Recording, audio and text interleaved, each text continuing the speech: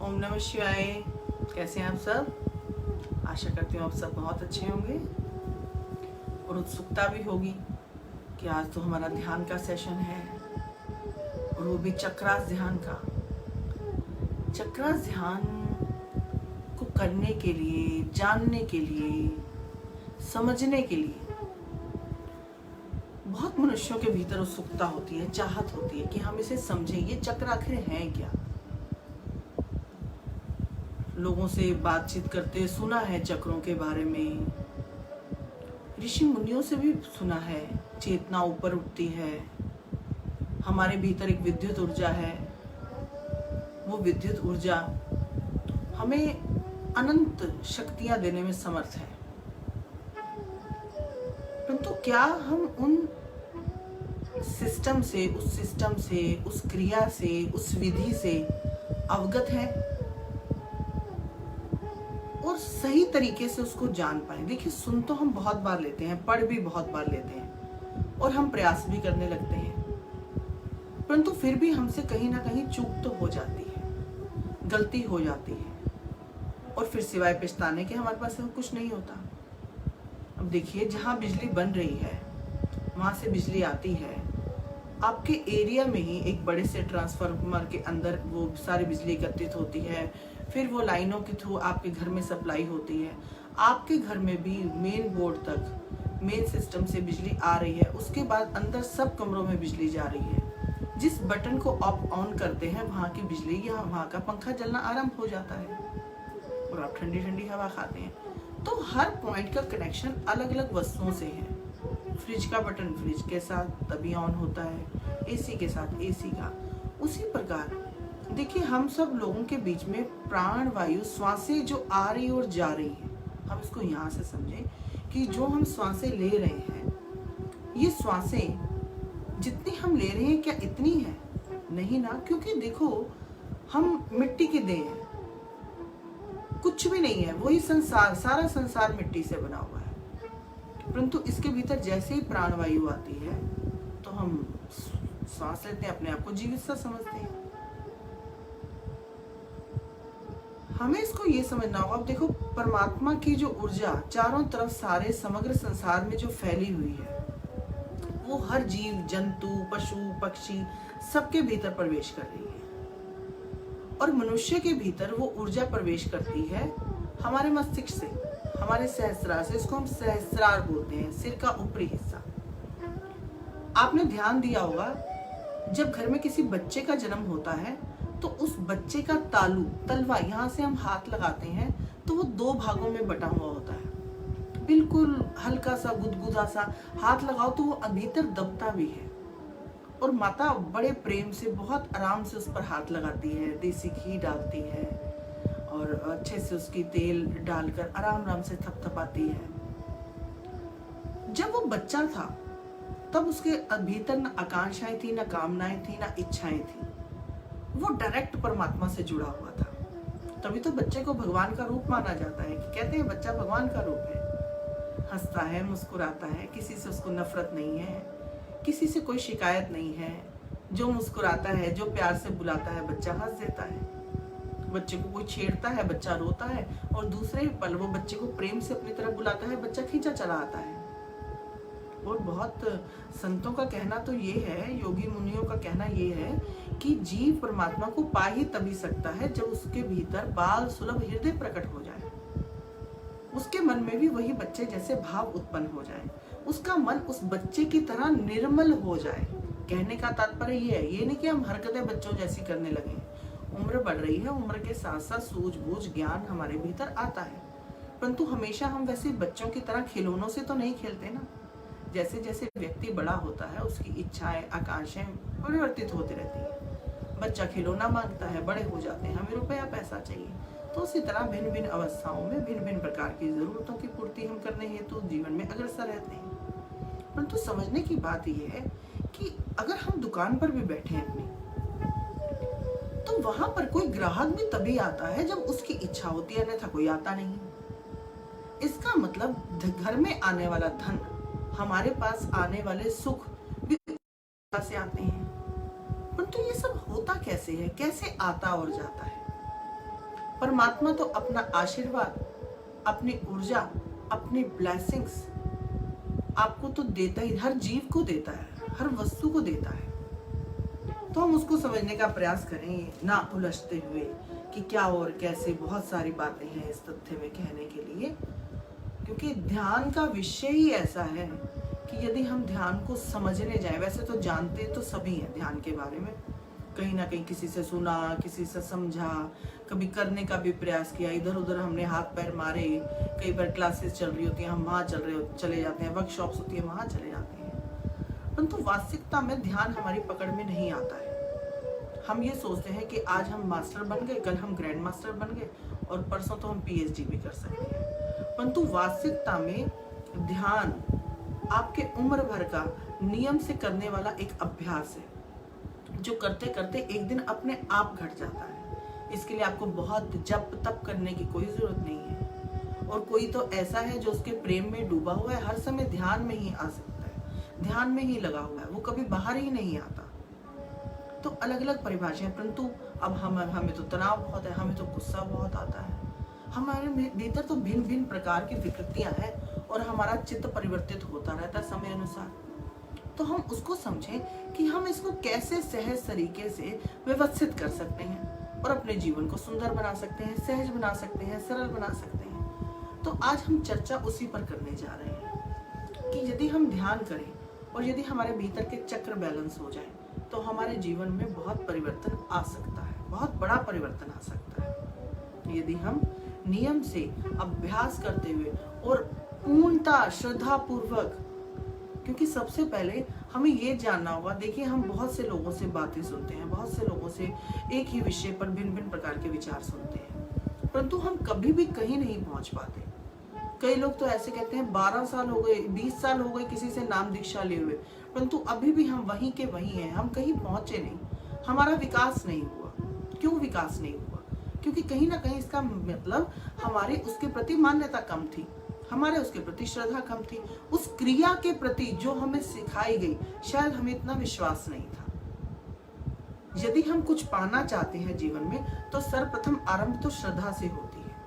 आपको किसी ना किसी क्रिया में, किसी ना किसी विषय में, किसी ना किसी के साथ जुड़कर ही आप पार जा सकते हैं, अन्यथा आप पार नहीं हो सकते। नदी के इस पार से उस पार जाने के लिए आपको नाव तो चाहिए, आप बिना नाव के कैसे चले जाएंगे? या तो आप तैरने में इतने स्वयं समर्थ हो, और बड़ी नदी हो तो वो भी पार नहीं की जा सकती। सोचा जाता है कि चलो नाव पर ही बैठ के चला जाए, कितना थक जाएंगे, इतनी दूर नदी में जाएंगे चलकर, और अपने साथ और भी अपने चाहने वाले हो तो आप नाव में ही जाना बेहतर समझेंगे। उसी प्रकार अब देखिए, जीवन में हमारी सिस्टम हमारा ठीक हो पाए तो उसके लिए ध्यान को जीवन में तो लाना पड़ेगा, नाम भजन को लाना पड़ेगा, नाम अभ्यास को लाना पड़ेगा, बिना इसके गति नहीं है। क्योंकि हमारा जीवन ही हमें इसीलिए प्राप्त हुआ है, हमारा उद्देश्य ही यही है। हमारा उद्देश्य केवल अपने बच्चों का लालन पालन करना, अपने पति की सेवा करना, अपने परिवार अपने समाज की सेवा करना नहीं है। प्रथम कर्तव्य हमारा तो ये संसार तो है, परंतु इसको हम धर्म कहते हैं कि ये धर्म है, कर्तव्य तो वहन करना पड़ेगा, परंतु हमारा परम धर्म वो परमात्मा है, जिसको पाने के लिए हमें ये जीवन मिला है। यदि हमने इस जीवन को सार्थक करना है, क्योंकि ये बार बार नहीं मिलेगा। देखिए पशु योनियों से, पशु पक्षी योनियों से भगवान हमें मनुष्य बनाता है कि अब आपका उद्धार हो सकता है, परंतु हम फिर भी अपने जीवन में वही क्रियाकलाप अपनाते हुए, इन्हीं को वहन करते करते हम फिर से पशु योनि में जाने के लिए तैयार हो जाते हैं और हमारे जीवन का उद्धार फिर थम जाता है। तो हमारा उद्धार कैसे हो पाए? कुछ प्रयास सत्संग से, कुछ प्रयास भजन से, कुछ प्रयास नाम जप से, कुछ प्रयास ध्यान करने से, क्योंकि रस आएगा भीतर तभी तो आनंद आएगा। अब बाहर सब कह रहे हैं रोशनी है, रोशनी है, बहुत बिजली है, परंतु हमारे घर में बिजली नहीं है तो जितनी मर्जी बिजली हो हमें उससे कोई मतलब नहीं है। मेरे घर का पंखा नहीं जलता, मेरे घर का बल्ब नहीं जलता, मेरे घर की ट्यूब नहीं जलती, तो मुझे इस बिजली से क्या मतलब है? इसका मतलब कि परमात्मा तो सब जगह अपनी ऊर्जा को फैलाए हुए है, कौन कौन पकड़ लेता है। देखिए टीवी उसी का चलता है जिसके घर में एंटीना लगा हुआ है, वो एंटीना पकड़ता है नेटवर्क को और आपको फिल्म दिखाता है, आपको सीरियल्स दिखाता है, जो आप देखने के इच्छुक हो फिर वो आपको वो दिखाता है। परंतु आपका कनेक्शन तो हुआ। आपके फोन में अगर आपने सिम नहीं डाला तो आपका फोन किसी काम का नहीं है, व्यर्थ है उसके बिना। इसलिए तरंगे तो है हवा में, परंतु इसमें सिम डलेगा, नंबर डलेगा, नेटवर्क होगा, तभी तो कैच कर पाएगा, वरना कैसे कैच पाएगा। तो हमारे भीतर भी परमात्मा ने वो डालकर तो भेजा है, परंतु वो एक्टिवेट नहीं है। अब सिम डालने के बाद सिम को एक्टिवेट भी तो करना पड़ता है। परमात्मा ने भी हमें वही ऊर्जा देके भेजा है, परंतु हमने अपने उस ऊर्जा को एक्टिवेट नहीं कर रखा, इसीलिए हमें उसके लक्षण प्राप्त नहीं होते, उसके गुण नहीं मिलते। हमें जो उसके पॉजिटिव साइंस है वो हमारे जीवन में नहीं आती, जो पॉजिटिव एनर्जी है उसकी वो हमें नहीं मिल पाती है। तो सबसे पहले आज मैंने आपके लिए थोड़ी सी मेहनत की है कि क्योंकि जब आप यहाँ होते हैं तो मैं ऐसे ही ध्यान करवा देती हूँ कि आपको समझाना भी जरूरी है। क्यों? इसलिए कि यहाँ पर आने वाले कुछ लोग तो बहुत 7-8 साल हो गए लगातार आते जाते, इतनी तरह के उन्होंने ध्यान कर लिए, परंतु मुझे लगता है अभी भी वो नाकामयाब है, क्योंकि उन्होंने अभी तक किसी एक विषय को नहीं चुना है, किसी एक ध्यान को नहीं चुना है, किसी एक के नहीं हुए हैं। दिल है कि मानता नहीं, आज शिव है, कल शंकर है, कल कृष्ण है, कल राम है, परंतु एक का तो बनना पड़ेगा। एक साधे सब सधे, सब साधे सब जाए। किसी एक को तो आपको जीवन में लाना पड़ेगा, किसी एक से तो प्रेम आपको करना पड़ेगा। ईश्वर तो कहता है जिस मर्जी रूप से मुझे पुकारो, जिस मर्जी नाम से पुकारो, परंतु एक नाम से तो पुकारो। अभी राम बोलते हो, सुबह कृष्ण बोलते हो, शाम को शिव बोलते हो। अब जब आपको आवश्यकता पड़े, मान लीजिए कोई ऐसी परिस्थिति आ गई, अब आपको आवाज लगानी पड़ रही है भगवान को। अब सुबह तो आप कृष्ण को याद करते हो, कभी राम को, अब आप याद करो कृष्ण तुम भी आ जाओ, राम तुम भी आ जाओ, शिव तुम भी आ जाओ। कौन आएगा? एक सोचेगा वो चला जाएगा, दूसरा सोचेगा वो चला जाएगा, और आएगा कोई भी नहीं, और आप बिना मदद के रह जाएंगे। यदि आप किसी एक के होते हैं, आवश्यकता पड़ने पर पूरी मन से, भावना से, पूरी श्रद्धा से आप उसको पुकारते हैं, उसको पहुंचना पड़ता है। यही तो कारण है कि हमारी पुकार में बल ही नहीं, हमारी तो पुकार ही बदलती रहती है। तो इसलिए देखिए, अभी मैं देख रही हूँ एक एक करके किसी ने अभी शुरू किया है, किसी ने 2 मिनट पहले शुरू किया। ध्यान करने के लिए सबसे पहले कम से कम आप इस चीज को मानिए कि समय से सबको पहले ही तैयार रहना चाहिए, तब जाकर बात बनती है। क्योंकि विषय अधूरा रह जाता है, कोई आगे निकल गया, कोई पीछे निकल गया, एक साथ चल ही नहीं पा रहे हैं। नाव जब कैसे खेमे से छूटेगी जब तक सब सवारियां ना बैठ जाएं। तो इसलिए मैंने यही सोचा था, मुझे पता था आप सब यही करोगे कि आज मैं थोड़ा समझाऊंगी। और कल आपसे मेरा निवेदन है, अगर आप ध्यान करना चाहते हैं, क्योंकि आज हम समझ रहे हैं, थोड़ा सा हम ध्यान भी करेंगे, परंतु कल हम पूरा ध्यान करेंगे। जिस चीज को आज हम समझेंगे, जिस चर्चा पर आज हम बातचीत करेंगे, उसको समझेंगे। आप संध्या को या रात को सोने से पहले उसका मंथन करेंगे, उसको रिपीट करेंगे, और कल हम उसको अच्छे से अभ्यास को करेंगे। देखिए, जीवन रूपांतरण हो सकता है। आपके धन से लेकर परमात्मा तक को पाने की जो भी इच्छा है वो भी पूरी हो सकती है। बस बशर्ते, शर्त तो यही है ना बार बार, कि आप चलते नहीं हैं, पूरी शिद्दत से नहीं चलते।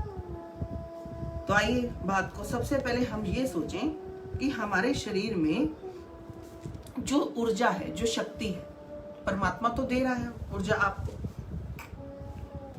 पंखा चलाते हैं, हवा देता है, एसी चलाते हो, ठंडी हवा देता है, टीवी चलाते हो, चलचित्र आते हैं। हाँ, तो इसी प्रकार से ऊर्जा का भिन्न भिन्न प्रकार से प्रयोग है। तो जो हमारे जो शरीर में ये ऊर्जा है, ये 7 भागों में विभाजित है। इसके 7 खंड हैं अलग अलग। अब ये शरीर से, हमारा सिर से लेकर पांव तक अगर हम इसको बांटने लगे तो एक हिस्सा हमारा पांव से लेकर हमारे कूल्हों तक, और कूल्हों से लेकर हमारी छाती तक, और उसके बाद हमारे कंठ के बाद ऊपर की यात्रा शुरू हो जाती है। तो ये गर्दन जो ऐसे बना हुआ है, जहां पर हम भगवान शंकर ने जहर का पान किया, विष का पान किया, तो वो यही उनके कंठ में रुका रहा। ना उन्होंने भीतर जाने दिया और ना उन्होंने बाहर उगला, कि भीतर चला गया तो संसार ध्वंस हो जाएगा, और बाहर उगल दिया तो संसार ध्वंस हो जाएगा, और भीतर उगल दिया तो मेरे मन में तो मेरा राम बैठा है, मेरे हृदय में तो राम का निवास है। मेरे राम को बहुत कष्ट होगा। तो इस प्रकार से हमारे शरीर के अगर हम यहाँ से देखें तो 3 भाग हुए।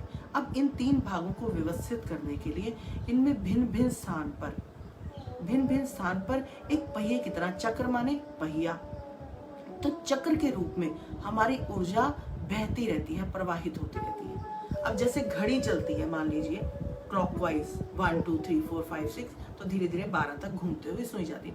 उसी तरह हमारे शरीर में ये चक्र भी इसी तरह घूमते हैं।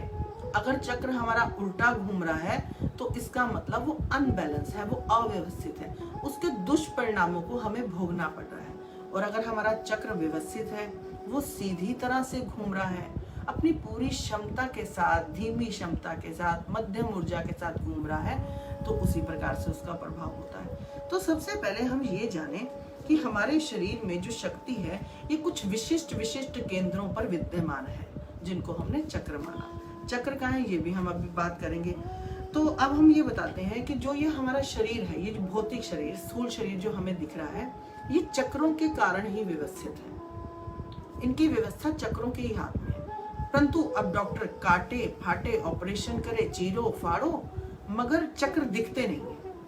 मन में भगवान बैठा है, हृदय तो दिखता है, मांस का लोथड़ा है, खून की ग्रंथियां उसके बीच में जा रही हैं, हार्ट अटैक आते हैं, डॉक्टर बाईपास सर्जरी करते हैं, हार्ट को ही बाहर निकाल कर उसमें नई नसें लगा देते हैं। परंतु जो मन है, मन नहीं दिखता, किसी भी डॉक्टर को नहीं दिखा, परंतु मन महसूस तो करता है। मन का बहुत बड़ा रोल है हमारे जीवन में। मन के बिना तो हम टिक ही नहीं सकते हैं। मन तो इतना फास्ट भागता है, उसकी इतनी गति है कि उसको माप भी नहीं सकते हैं।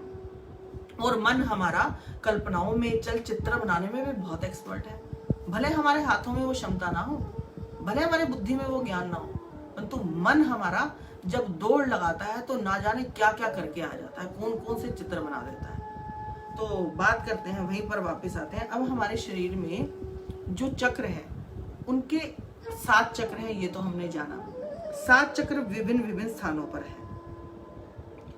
ये चक्र हमें आध्यात्मिक, शारीरिक और मानसिक तीनों स्तर पर व्यवस्थित रखते हैं, बैलेंस रखते हैं। तीनों स्तर पर, आध्यात्मिक तो सबसे ऊपर सुपर पावर हो गया, मानसिक दिमाग हमारा, और शारीरिक ये जो हमारे को शरीर दिख रहा है। अब बहुत लोगों का पाचन सिस्टम ठीक नहीं है, डाइजेस्ट नहीं होता, एसिडिटी बहुत बनती है, टांगों में बहुत दर्द है, घुटनों में बहुत दर्द है, कंधों में बहुत दर्द है, गला बहुत खराब रहता है, खिच खिच खिच खिच खिच खिच खिच, आंखें बहुत वीक हो गई हैं। तो इन सब में कहीं ना कहीं चक्रों की अव्यवस्था से भी बहुत प्रभाव पड़ता है। तो अब हम जाने, अब ये चक्र जो है, ये चक्र पहिए की भांति तो है, घूम रहे हैं, बहुत सुंदर फूल की भांति है। कोई फूल 2 पंखुड़ी का है, कोई फूल 4 पंखुड़ी का है, कोई फूल 6 पंखुड़ी का है। उसको भी हम समझेंगे कि कौन सा चक्र हमारे कितनी पंखुड़ी का है। अभी हम ये जाने, जो हमारा चक्र है, उन सब चक्रों के रंग अलग अलग है। परमात्मा की इस बनाई सत्ता में कोई भी व्यक्ति, कोई भी जीव एक जैसा नहीं है, एक जैसा रंग नहीं है, एक जैसे हाथ नहीं है, एक जैसे नाखून नहीं है, एक जैसे उंगलियां नहीं है, एक जैसा चेहरा नहीं है, एक जैसा रूप रंग, एक जैसे केश नहीं है। आप देखें ध्यान से, रोम रोम भगवान की रचना इतनी सुंदर है कि देख देख व्यक्ति हैरान रह जाता है। कि हैरान होने को आश्चर्यजनक बात तो यही है कि परमात्मा की सत्ता में इतनी विभिन्नता, परंतु फिर भी वो एक है। भगवान कहते हैं चींटी से लेकर और बड़ा कुछ तुम जो भी सोच सकते हो वहां तक तुम्हें दिखता तो है कि बहुत छोटी है चींटी, हाथी बहुत बड़ा दिखता है, जिराफ बहुत लंबा दिखता है, भिन्न भिन्न प्रकार के हम लोग अलग अलग तरह के, कोई मोटा, कोई तगड़ा, कोई पतला, कोई दुबला, कोई छोटा, कोई नाटा, परंतु सबके भीतर वो सत्ता तो एक जैसी ही विद्यमान है। चींटी के भीतर भी उतनी है जितनी हमारे भीतर है, मच्छर के भीतर भी उतनी है जितनी हाथी के भीतर है, परंतु हम उसको देख नहीं सकते क्योंकि इन चरम चक्षुओं से हम केवल संसार ही देख सकते हैं। ध्यान द्वारा हमारे भीतर का चक्षु खोलते हैं और तब हम प्रकृति के भीतर क्या घटता है उसको भी देख पाते हैं और समझ पाते हैं। अब चक्र जो है, चक्र के रंग है। आपने कभी ध्यान दिया हो, सूर्य से आने वाला प्रकाश कितने रंग है? 7। जानते हैं आप सब। बहुत रिसर्च भी हुई है और हम और आप जानते भी हैं। और कभी कभी जब इंद्रधनुष बनता है तो उसमें वो 7 के 7 रंग दिखाई देते हैं। देखिए प्रकृति की सत्ता, कितने सुंदर लगते हैं वो 7 के 7 रंग। तो हमारी देह में भी वो 7 रंग हैं। वो 7 रंग अपने मिक्स मैच से बच्चों को एक कलर चार्ट दिया जाता है, कुछ रंग दे दिए जाते हैं और उसको टीचर ज्ञान देता है, ये रंग मिलाओ, ये रंग मिलाओ तो ये रंग बन जाएगा। सब कलर, कुछ ही कलर से सारे कलर बन सकते हैं। आप जितने मर्जी रंग बनाइए, कभी फीका कभी गाढ़ा, जैसा आपकी इच्छा हो बन सकते हैं, ये आप भी जानते हैं। और इसके बाद अब ये चक्र रहते का है, क्योंकि ये चक्र दिखते तो है नहीं। डॉक्टर चीरफाड़ कर रहा है, उसको भी नहीं दिख रहे, हमें भी नहीं दिख रहे, क्योंकि ये दरअसल जो चक्र है ये हमारे सूक्ष्म शरीर में रहते हैं। स्थूल शरीर के बाद किसका नाम आता है? सूक्ष्म शरीर का। सूक्ष्म शरीर, कारण शरीर, 3 शरीर की बात करते हैं। अभी हम वैसे शरीर के 7 सतह हैं, 7 परतें हैं, उन पर बाद में चर्चा करेंगे। अभी हम आते हैं स्थूल, सूक्ष्म और कारण शरीर पर। तो जो चक्र है वो कहाँ विद्यमान है? वो सूक्ष्म शरीर के भीतर विद्यमान है। जब हम भीतर जाते हैं तो हमारा सूक्ष्म व्यवस्थित होता है। सूक्ष्म व्यवस्थित होते ही उसका प्रभाव, उसके लक्षण, उसकी व्यवस्था हमें अपनी देह पर दिखने लगती है और यहाँ पर परिवर्तन आने लगता है। अब बात करते हैं अगली। कल हमने बात की कि यदि हम किसी भी ड्रॉर को या किसी भी अलमारी को आप भीतर से साफ करते हैं तो आपको बाहर भी चारों तरफ सफाई दिखने लगती है। महसूस होता है कि बहुत साफ हो गया आज घर। ड्रॉर साफ होते ही भीतर से आपको बाहर सफाई दिखने लगती है। देखिए, मैं इन बातों को इसलिए बताती हूँ क्योंकि ये हमारे जीवन में घटती हैं। अब मैं बहुत बड़ी कोई बात करूँ तो वो समझ में नहीं आएगा। ड्रॉर की बात समझ में आती है, अलमारी की बात समझ में आती है, किचन के अलमीराज की बात समझ में आती है। घर में जो आपके घटता है सब कुछ यहीं से आपको सीखने और समझने को मिल जाता है।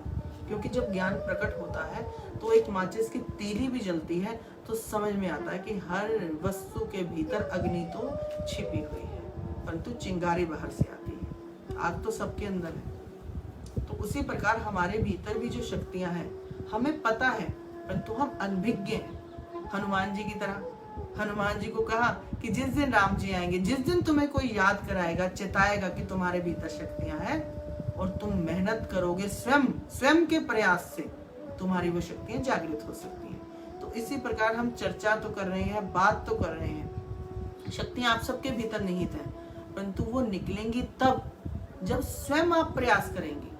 आप आज के वक्त में किसी ऐसे को मत ढूंढने जाइए कि कोई आपके सिर पर हाथ रखे और आपका कल्याण हो जाए।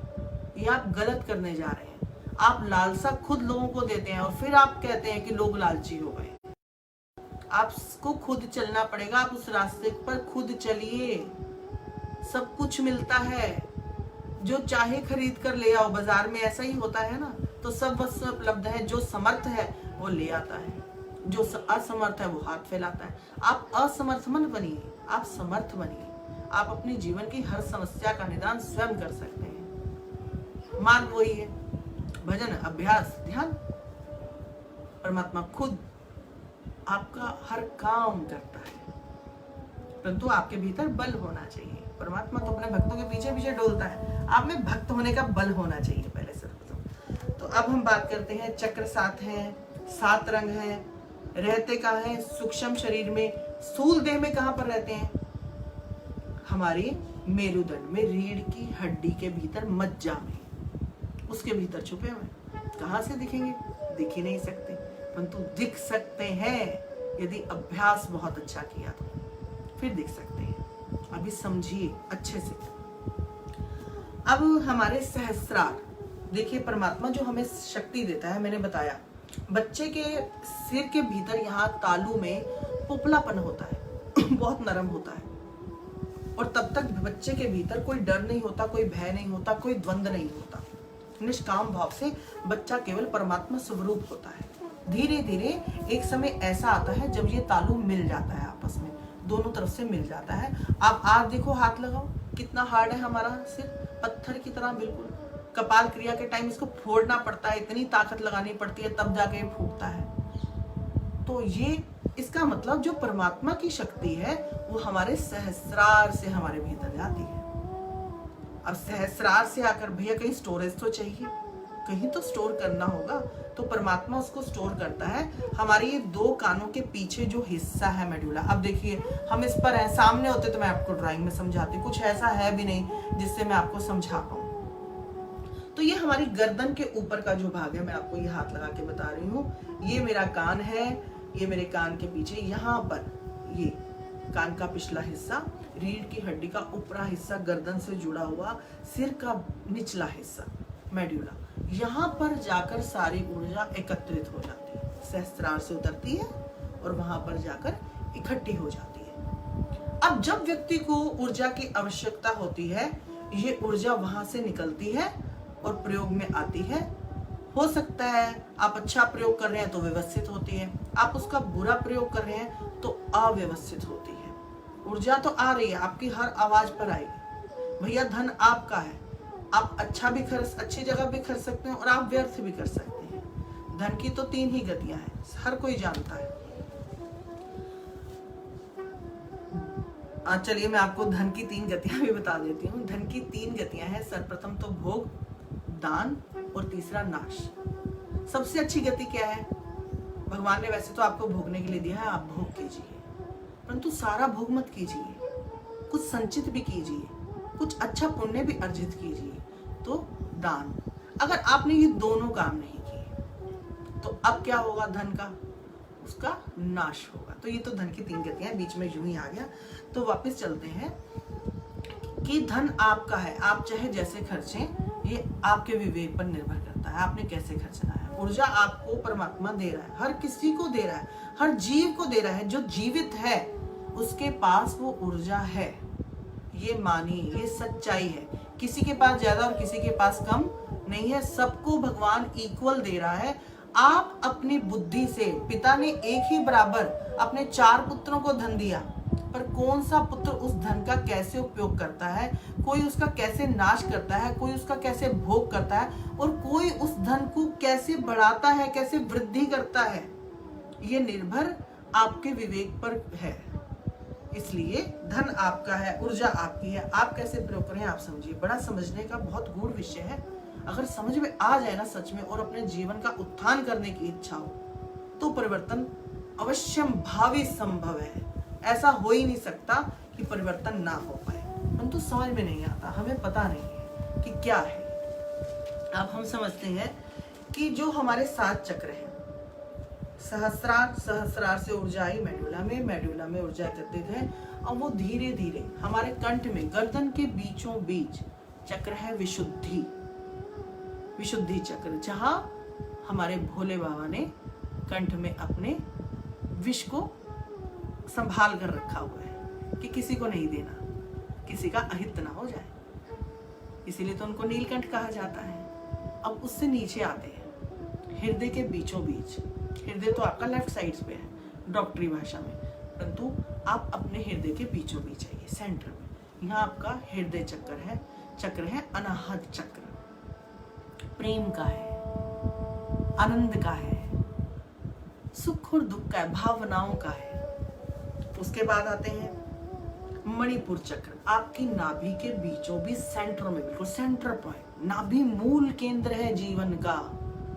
हमने नाभि कमल जब ध्यान किया तो हमारी नाभि एक फूल की तरह खिलती है और फूल की तरह ही संकुचित होती है। नाभि की ये पोजीशन है, कमल के फूल की तरह खिलती है और बार बार संकुचित होती है। ये नाभि कमल का प्रोसेस है। मणिपुर चक्र, बहुत किसी का डाइजेस्टिव सिस्टम बहुत अच्छा है, इसका मतलब उसका मणिपुर चक्र व्यवस्थित है। हम केवल यहीं से आंकलन नहीं कर सकते कि एक सिस्टम ठीक होने से हमारा व्यवस्थित है, उसका कुछ और भी हो सकता है। हमारे को पूरी ऊर्जा ना मिल रही हो, उसका कहीं प्रति उत्तर में, क्योंकि बहुत सारी चीजें उसके साथ जुड़ी हुई हैं। आपके जीवन की सुख संभावनाएं भी उनके साथ, चक्रों के साथ जुड़ी हुई हैं। बताया ना, आध्यात्मिक, भौतिक, मानसिक, तीनों स्तर पर इन चक्रों का काम है, कार्य है, केवल एक लेवल पर नहीं है। तो अब बात करते हैं मणिपुर, नाभि चक्र है, नाभि पर है। उसके नाभि से हम नीचे आए, नाभि से 4-5 उंगली नीचे चले जाइए और जनेंद्री से 2 उंगली ऊपर आ जाइए। आप खुद देख सकते हैं, नाभि से 4 उंगली नीचे चले जाइए और जनेंद्रिय से 2 उंगली ऊपर आ जाइए, तो वहां पर आपका स्वाधिष्ठान चक्र है। इन चक्रों की क्या महत्ता है उसके बारे में भी बाद में चर्चा करेंगे। अभी इसको ये समझते हैं कि कौन सा चक्र कहाँ पे है। सहस्रार यहाँ पर, यहाँ तक अभी हम नहीं पहुंच सकते, बहुत कठिन है। यहाँ तो सीधा भगवान के पास मोक्ष प्राप्ति, मुक्ति प्राप्ति। परंतु हाँ, वहां से आने वाली ऊर्जा को हम प्रयोग में जरूर कर सकते हैं। मेडुला पर आई, मेडुला में ऊर्जा रुक गई आके हमारी। उसके बाद विशुद्धि पर आई, विशुद्धि से हमारे हृदय चक्र पर आई, हृदय चक्र से हमारे नाभि पर आई, नाभि के बाद स्वाधिष्ठान पर आई, मणिपुर चक्र से हमारे स्वाधिष्ठान पर आई। स्वाधिष्ठान के बाद जहां रीढ़ की हड्डी समाप्त होती है, मेरुदंड का, रीढ़ की हड्डी का सबसे निचला हिस्सा सांप की पूंछ की तरह होता है, वहां पर आपका मूलाधार चक्र है। मूलाधार चक्र, वृक्ष को देखा है आपने कभी? ऊपर कितना फैला हुआ होता है, और जितना वृक्ष ऊंचा है और जितनी फैलावट है, उसकी जड़ें भी उतनी ही गहरी हैं, उतनी ही गठित है उसकी जड़ें, उनमें समर्थ है, ताकत है, उतनी ही भूमि में गई। तो मूलाधार चक्र। अब हमारे ये 7 चक्र हो गए। हाँ, हमने बीच में गड़बड़ कर दी। हमने आज्ञा चक्र को तो हम भूल ही गए। हमने यहाँ के चक्रों की तो बात कर ली, सीधा मेडुला से हम नीचे पहुंच गए। तो सर्वप्रथम हमारा आज्ञा चक्र है, दोनों भूमि के बीच में। आप देख रहे हैं जहाँ मैंने तिलक लगाया है यहाँ आपका आज्ञा चक्र है। उसके बाद विशुद्धि, उसके बाद अनाहत, उसके बाद मणिपुर, उसके बाद स्वाधिष्ठान और उसके बाद मूलाधार चक्र। तो इस प्रकार से आपके हो गए 7 चक्र। अब हम इसको ये समझे, नीचे से शुरू करते हैं। अब मूलाधार चक्र हमारा, मूलाधार चक्र हमारा कैसा है? बिल्कुल गहरे लाल रंग का, ताकत, शक्ति का प्रतीक। लाल रंग में शक्ति है ना, आपके खून में जो रक्त दौड़ रहा है उसके अंदर ताकत ही तो है। आपके पूरे शरीर को ऊर्जा देता है, स्फूर्ति देता है, तेज देता है, जोश देता है, गर्मी देता है। आप अग्रसर रहते हैं हर कर्म को करने के लिए। आपके भीतर आलस्य नहीं, प्रमादी नहीं है, आप आलसी नहीं है आप, तो इसका मतलब आपकी ऊर्जा बहुत अच्छी है। अभी हम ये समझते हैं, किसी किसी का बीच में भाव आएगा तो समझा दूंगी। मूलाधार का रंग है लाल, और मूलाधार कहाँ है? रीढ़ की हड्डी के बिल्कुल नीचे। इसको यहाँ से समझते चला जाए। मूलाधार हमारा कहाँ है? रीढ़ की हड्डी के बिल्कुल निचले हिस्से पर। कलर है इसका बिल्कुल रेड, और पंखुड़ियां इसकी कितनी है? 4। जब ये हमारे चक्र अधोगति को होते हैं और ये व्यवस्थित नहीं होते, ये बिगड़े हुए होते हैं। इनका जैसे, अब मुझे वो एक शब्द नहीं याद आ रहा, तो बस यही समझ लीजिए कि इनकी व्यवस्थित ठीक नहीं है, ये ठीक नहीं चल रहे हैं। तो तब इनकी पंखुड़ियां ऐसे होती हैं, फूल ऐसे होता है खिला हो, पंखुड़ियां इनकी ऐसे हो जाती हैं जब ये अव्यवस्थित होते हैं, डिसबैलेंस होते हैं। तो इस तरह से पंखुड़ियां नीचे की तरफ हो जाती हैं। जैसे जैसे इनमें ताकत आती है, इनमें ऊर्जा आती है, ये ऊपर की तरफ खिलने लगते हैं। धीरे धीरे धीरे धीरे पूरे खिल जाते हैं एक दिन, और जिस दिन ये बहुत खिल जाते हैं, इनकी ऊर्जा का दायरा बहुत बड़ा हो जाता है। तब एक बहुत बड़ी एनर्जी के रूप में आप सामने आते हैं। आपके भीतर आकर्षण शक्ति बढ़ जाती है, आप लोगों को अपनी तरफ आकर्षित करते हैं हर वक्त। और आपके भीतर दया, शांति, क्षमा, करुणा, जो आप कहते हैं आता नहीं हमारे भीतर, वो आ तो सकता है, हम लाते नहीं है उसको अपने भीतर।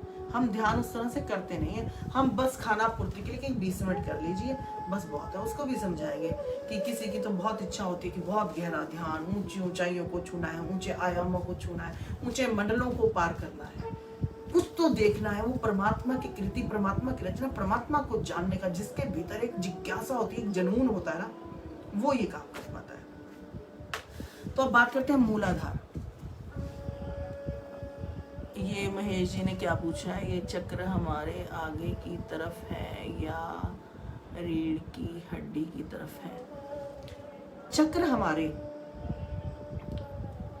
रीढ़ की हड्डी की मज्जा में है।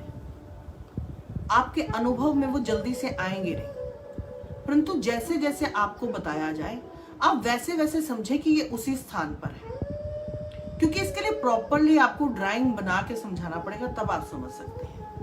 परंतु हाँ, फिर भी कल्पना से आप उस स्थान पर तो पहुंच सकते हैं।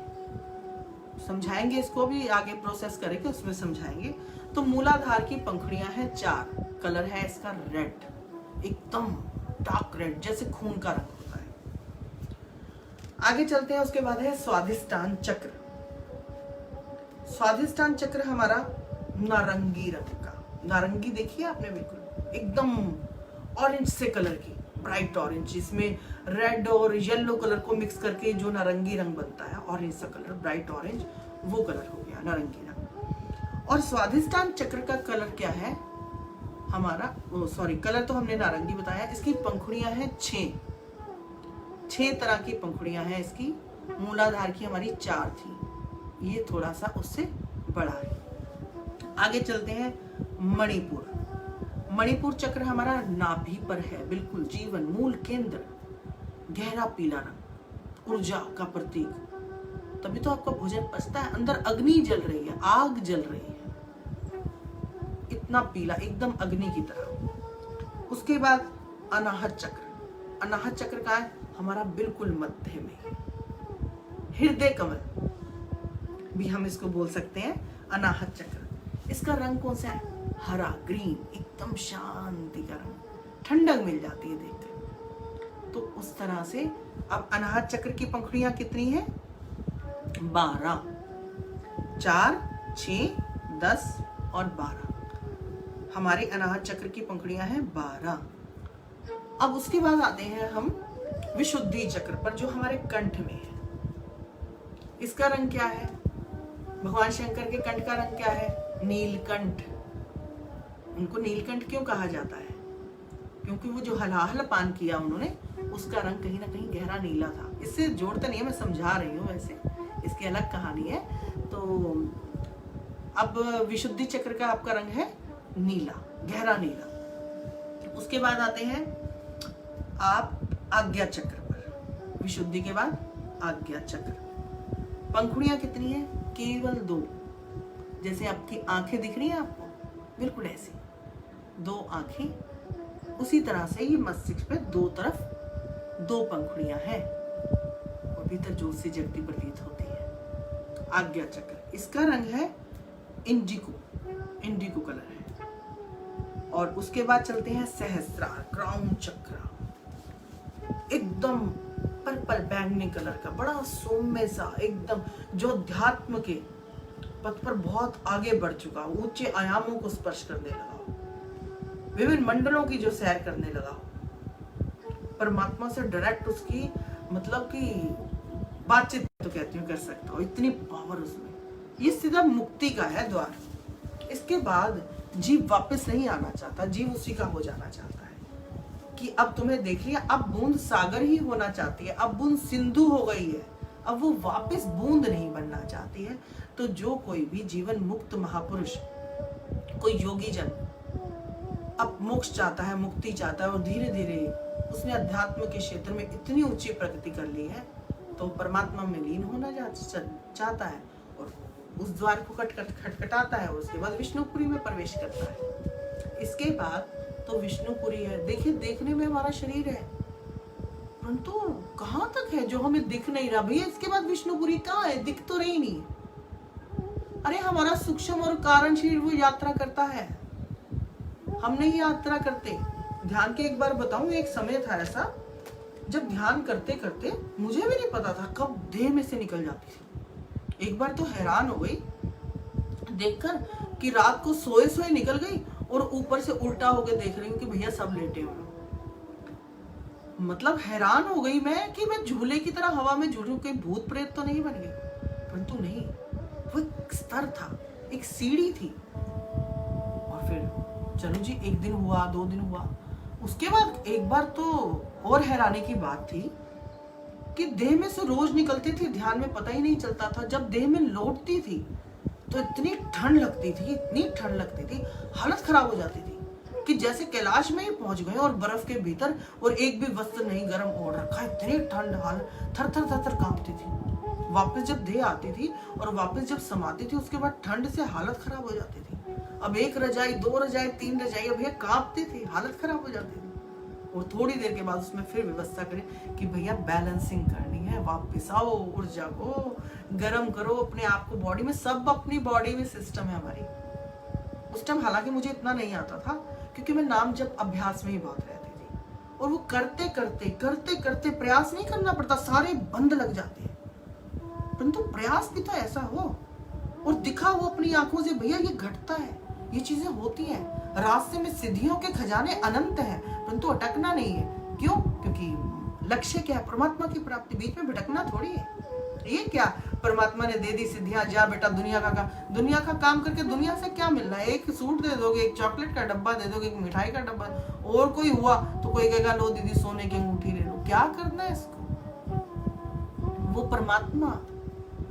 परमात्मा के आगे सब कुछ बहुत गोड़ है, ये सब बेकार का है। जो परमात्मा की वास्तविकता में परमात्मा को ही चाहता है, जो परमात्मा को ये भी नहीं कहता ये मेरा बेटा बीमार पड़ा हुआ है भगवान इसको ठीक कर दे, वो ये भी नहीं कहता, क्योंकि सब कुछ परमात्मा कर रहा है। इस विषय पे भी मैं आपको एक बात वैसे मेरे मन में आ रही है।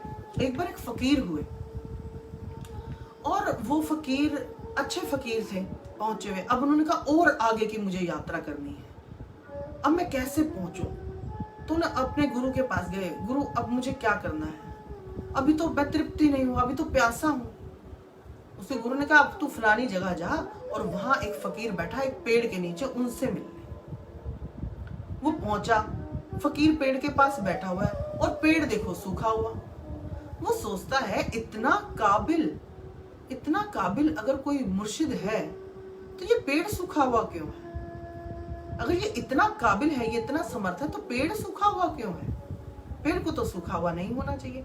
वो अपनी योग शक्ति से, क्योंकि वो भी विभिन्न आयामों को तो स्पर्श कर ही चुका है। हाँ, ऊंचा नहीं पहुंचा, परंतु एक लेवल तो उसने मेंटेन कर ही लिया है, एक लेवल तक तो वो पहुंच ही गया। और वो अपनी योग शिक्षा से अपनी उसको वृक्ष को हरा कर देता है। और वो जो फकीर बैठा है वो फिर उसको सूखा कर देता है, वो फिर हरा करता है, वो फिर सूखा करता है, 3-4 बार ऐसे हो जाता है। और वो कहता है, वो पहुंचता है, जो फकीर आया उस पेड़ के बैठे हुए नीचे फकीर से मिलने के लिए, कहता है आप इस वृक्ष को हरा क्यों नहीं होने देते? वो कहता है बंदे तो इतना अपने आप को पहुंचा हुआ समझ रहा है कि तू भगवान के काम में हस्तक्षेप करना चाहता है, जिसे भगवान ने ही कर दिया, सुखा दिया, उसे तू क्यों हरा करना चाहता है? तू भगवान के कार्य में हस्तक्षेप क्यों कर रहा है? तो इसी प्रकार हम भी भगवान के कार्यों में हस्तक्षेप ना करें। सच में हमारी बुद्धि वहां तक नहीं जा सकती जहां तक भगवान सोचता और समझता है, परंतु हम सोचते हैं ये मेरी वस्तु है, मेरे हाथ से ना छूट जाए, प्रभु कुछ ऐसा कर दो। ये मेरी गाड़ी की किस्तें नहीं दी जा रही, गाड़ी निकल ना जाए मेरे हाथ से, इस गाड़ी की किस्तों का इंतजाम कर दो। हम भगवान को कहाँ उलझाए हुए हैं? आप देखिए, हमको नहीं मिल सकता। आज लिखवाइए मुझसे, उल्टे हाथ से लिखवा लीजिए, सीधे हाथ से लिखवा लीजिए, ऐसे व्यक्ति को कभी भगवान नहीं मिल सकता।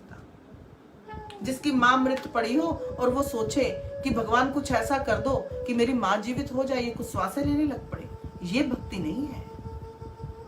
इन चमत्कारों को भक्ति नहीं कहा जा सकता। जो भक्त जो भी पहुंचा ना परमात्मा के पास, वो इन वस्तुओं में नहीं अटका, वो ऐसी तुच्छ भगवान से आकांक्षा ही नहीं रखता। वो सिर्फ यही कहता है, जय विधिनाथ वो ही हित मोरा, करहूं सवेगी दास मैं तोरा। जो मेरे हित में हो आप वही करना।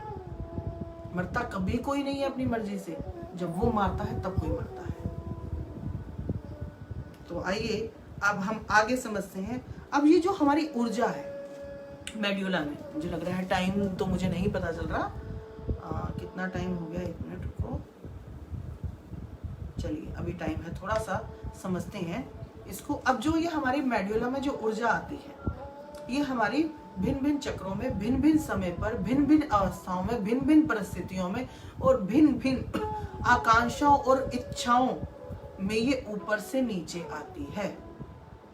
अब आप इतनी ऊर्जा को कैसे खराब करते हैं और कैसे व्यवस्थित करते हैं, कैसे बढ़ाते हैं, ये निर्भर आप पर करता है। उसके बारे में अब हम बात करेंगे कल, कि ये ऊर्जा कौन से चक्र पर आती है, कैसे व्यवस्थित होती है और कैसे व्यवस्थित नहीं होती। कल इस पर थोड़ा सा हम समझेंगे।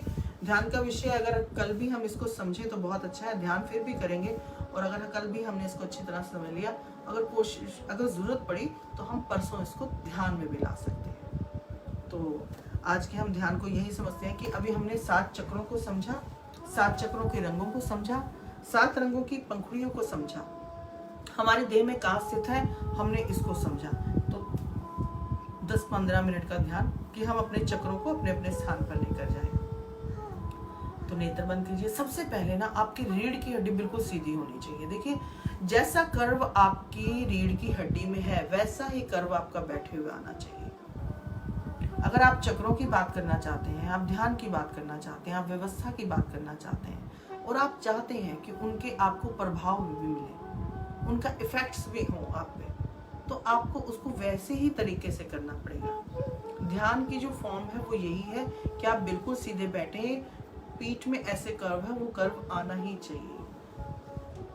इस तरह से आप बैठेंगे, हथेलियां अपनी जांघों की तरफ। आप पद्मासन सुखासन में बैठ सकते हैं, ना बैठा जाए तो आप कुर्सी पर भी बैठ सकते हैं, परंतु कुर्सी पर भी आप अपनी पीठ को बिल्कुल सीधा रखेंगे। आप ऐसे टेक नहीं लेंगे, सहारा नहीं लेंगे, सीधे बैठेंगे। पैर बिल्कुल आपके जमीन पर लगे। अगर आपके पैर जमीन पर नहीं लग पा रहे तो आप अपने पैरों के नीचे कोई कुशन रख लीजिए, कोई चौकी रख लीजिए, कुछ भी रख लीजिए कि पैर आपके सीधे हो और पीठ भी आपकी सीधी हो। और आपकी चेस्ट बाहर की तरफ, छाती आगे की तरफ, कंधे पीछे की तरफ, पेट अंदर की तरफ। अब आपका कर्व आ जाएगा। तो उस तरह से आपने रखना है। गहरी सांसें लेनी है 5 से 10 बार। आरंभ करेंगे आज हम ओम के साथ। गहरी सांस लेंगे।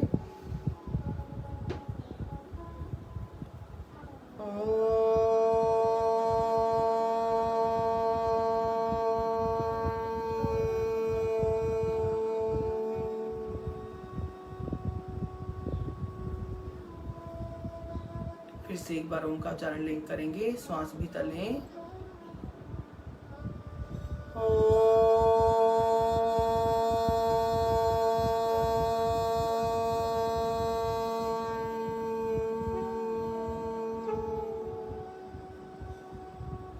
फिर से एक बार गहरी श्वास।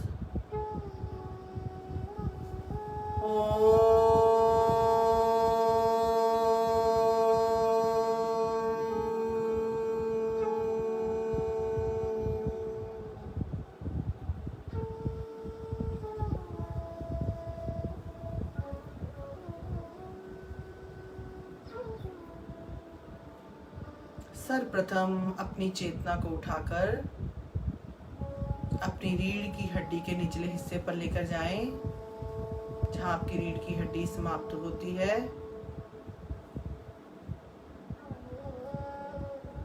वहां आपको एक लाल रंग का चक्र महसूस करें। वहां लाल रंग की ऊर्जा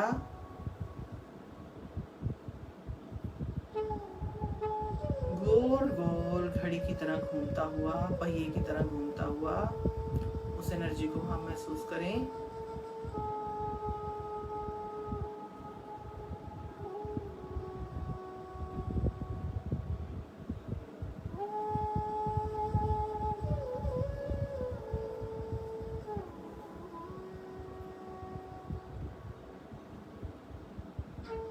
गहरे लाल रंग की ऊर्जा मेरुदंड के सबसे निचले भाग पर, जहां आपकी रीढ़ की हड्डी समाप्त होती है, गहरा लाल रंग, वहां ऊर्जा को स्थापित होने दें।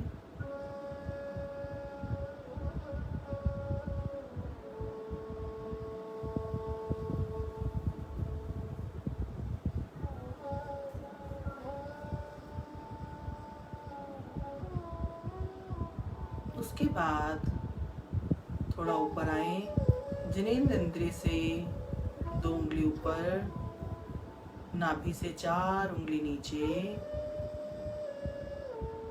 जनेन्द्रिय से 2 उंगली ऊपर, नाभि से 4 उंगली नीचे। इस स्थान पर स्वादिष्टान चक्र है जिसका रंग नारंगी है। ऊर्जा को यहाँ व्यवस्थित होने दें, गतिमान होने दें, स्थापित होने दें। ऊर्जा घड़ी की तरह गोल गोल, पहिए की तरह गोल गोल घूम रही है।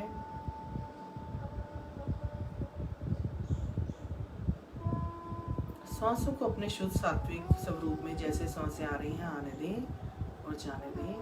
आप अपना ध्यान ऊर्जा पर केंद्रित करें।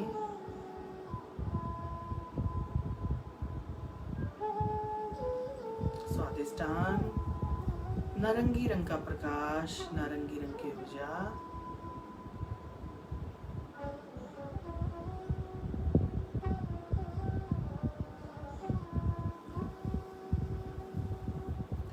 नाभि पर आए, नाभि के बीचों बीच, जीवन के मूल केंद्र पर गहरा पीला रंग अग्नि की भांति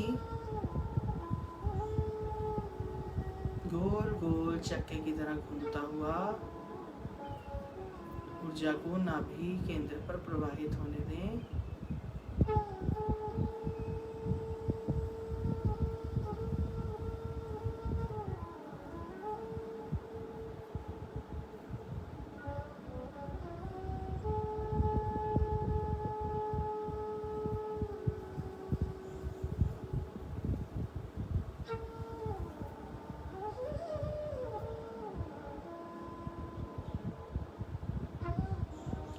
धीरे धीरे ये ऊर्जा घूमती घूमती ऊपर हृदय की तरफ प्रवाहित हो रही है। अनाहत चक्र, हृदय चक्र, बिल्कुल छाती के बीचों बीच। हरा रंग गोल पहिए की भांति घूमती हुई ऊर्जा को यहाँ स्थापित होने दें।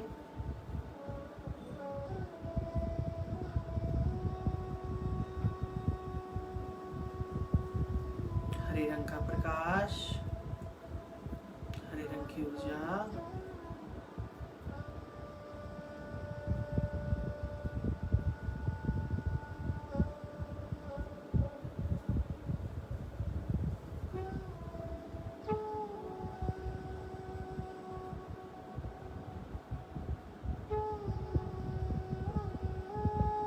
कंठ पर आए, गहरा नीला रंग,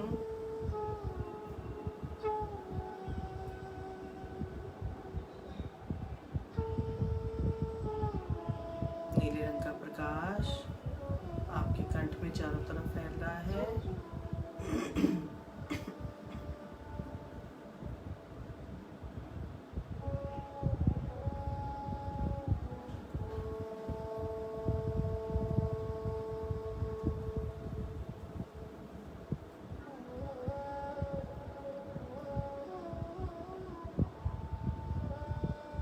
इसके बाद कंठ से ऊर्जा नासिका तक और नासिका से दोनों भुवों के बीच में आज्ञा चक्र पर ऊर्जा को स्थापित होने दें।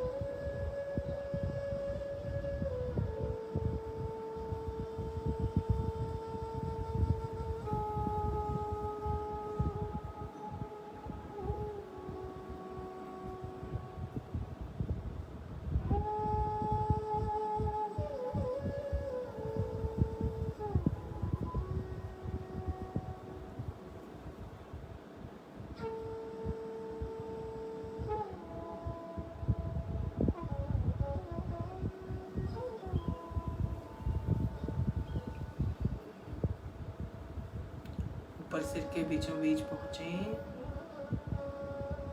और वहां से होते हुए कानों के पीछे आ जाएं। कानों के पीछे जहां ऊर्जा एकत्रित हो रही है वहां आए।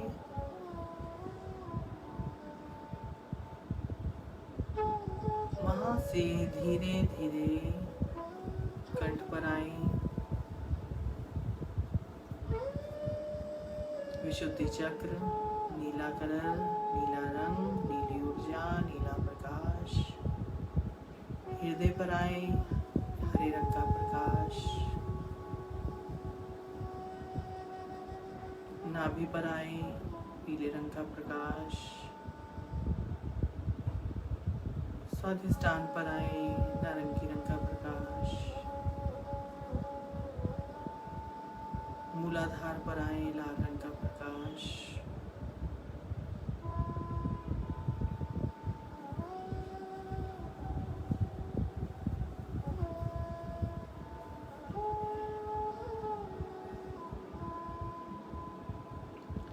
प्रकार धीरे धीरे ऊपर जाएं, ऊपर से नीचे आएं।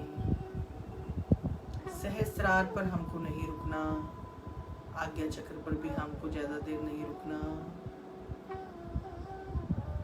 धीरे धीरे चक्रों को मानसिक भाव से, धारणा से प्रत्येक स्थान पर स्थापित होने दें। एक एक चक्र पर रुकना है। फिर से आए मूलाधार पर। धारणा करें कि यहाँ लाल रंग का प्रकाश है। ऊपर चलें, स्वादिष्टान नारंगी रंग का प्रकाश है। पीले रंग का प्रकाश नाभि पर आए, नाभि केंद्र पर। मणिपुर, हृदय पर आए, हरे रंग का प्रकाश। कंठ पर आए, नीले रंग का प्रकाश।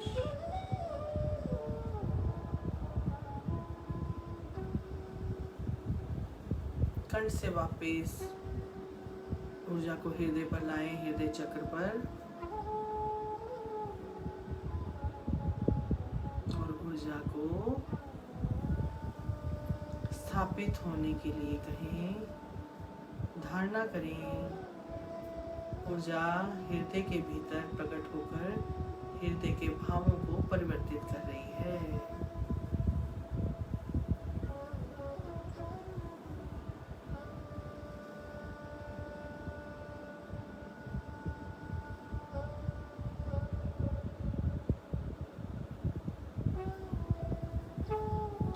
धीरे धीरे देह के प्रति और वातावरण के प्रति सचेत हुए। सबसे पहले अपने पैरों की उंगलियों को हिलाएं, हाथों की उंगलियों को हिलाएं, देह को थोड़ा सा हिलाएं।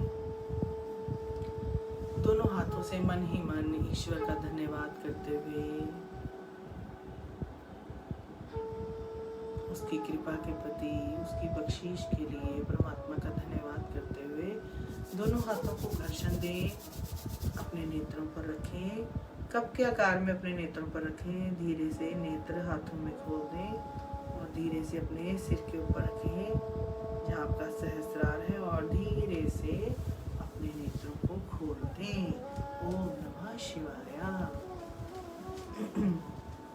तो इस तरह से हमने ध्यान किया। अभी हमने केवल चक्रों को समझा कि चक्र कहाँ कहाँ पर है, उनकी धारणा करनी है। धारणा से ही चक्रों को हमने स्थापित करना है, उनकी ऊर्जा को हमें चलायमान करना है। और धीरे धीरे अब हम बाद में कल समझेंगे कि ऊर्जा की व्यवस्था कैसे होगी, किन कारणों से वो हमारा धन व्यर्थ जा रहा है, ऊर्जा उतरती है, किस काम के लिए हम ऊर्जा को उतारते हैं, क्या काम करती है, वो उपयोगी है या निरुपयोगी है, अनुपयोगी है, ये हमें समझना है ताकि हम अपना धन खराब ना करें, व्यर्थ ना करें। उसको हम कल समझेंगे। और आप शाम को एक बार दोबारा से इन चक्रों की धारणा को कर सकते हैं। जो आपको रंग बताया आप समझकर फिर से कीजिए ध्यान से। यहाँ पर नहीं रुकना हमें, यहाँ पर भी नहीं रुकना, यहाँ पर भी नहीं रुकना, यहाँ पर भी नहीं रुकना। आप सिर्फ आएंगे और जाएंगे, चक्रों की स्थापना करेंगे, धीरे धीरे एक चक्र पर रुकेंगे और हम विशुद्धि तक काम करेंगे। ऊपर हम गए, ऊपर से जस्ट हम नीचे आ जाएंगे, हमें वहाँ रुकना नहीं है, क्योंकि अभी हमारी तत्व शुद्धि नहीं हुई। अभी हमारी पकड़ इतनी नहीं है कि हम इतने ऊंचे आयामों और मंडलों पर जाने लगे। आपको ये मैं समझा दूं, कहीं आप ये सोचें कि नहीं अभी हमें तो पता चल गया, अब तो हम तो ऊपर की यात्रा करेंगे भैया, ऊपर हम मेहनत करेंगे, तो ये आप अपने साथ गलत करेंगे। आपने पहली कक्षा पढ़ी नहीं, दूसरी पढ़ी नहीं, तीसरी पढ़ी नहीं, छठी आपने की नहीं, और आप सीधा सोचेंगे कि मैं PhD कर लूं, तो वो असंभव है। इसमें आपको भी दिक्कत है और आपके घर वालों को भी दिक्कत है। ध्यान वही अच्छा है जो संयमित तरीके से, व्यवस्थित तरीके से, संयम में रहकर किसी के मार्गदर्शन में किया जाए। अगर आप वास्तविक ध्यान करना चाहते हैं तो, अन्यथा तो ध्यान की बहुत सी क्लासेस चलती हैं, परंतु फिर भी निरे रीते के रीते ही रह जाते हैं, हाथ में कुछ नहीं आता है। वो इसी कारण से नहीं आता। तो समझें समझकर धीरे धीरे एक एक कर कर करें। महज अपनी व्यवस्था, क्योंकि जब हमें व्यवस्था समझ में आ जाएगी ना किन कारणों से ऊर्जा हमारी खराब हो रही है, तो अपने आप बैलेंस हो जाएगी। इस प्रकार धीरे से थोड़ी देर बैठ के आराम से चक्रों पर ध्यान लेके जाइए, चक्रों से ध्यान को ऊपर लेकर जाइए, नीचे लेकर जाइए, और उसके बाद बिल्कुल शांत बैठ जाइए। हर चक्र से ध्यान हटा दीजिए और धीरे धीरे आप इस ध्यान को करते करते, अगर आपने सच में ढंग से कर लिया, तरीके से कर लिया, तो बताएंगे आप क्या अनुभव क्या है आपका। आज के भाव को यही रोकते हैं। ओम नमः शिवाय। सब सुखी हो, सब निरोगी हो, सबका कल्याण हो, कोई दुखी ना।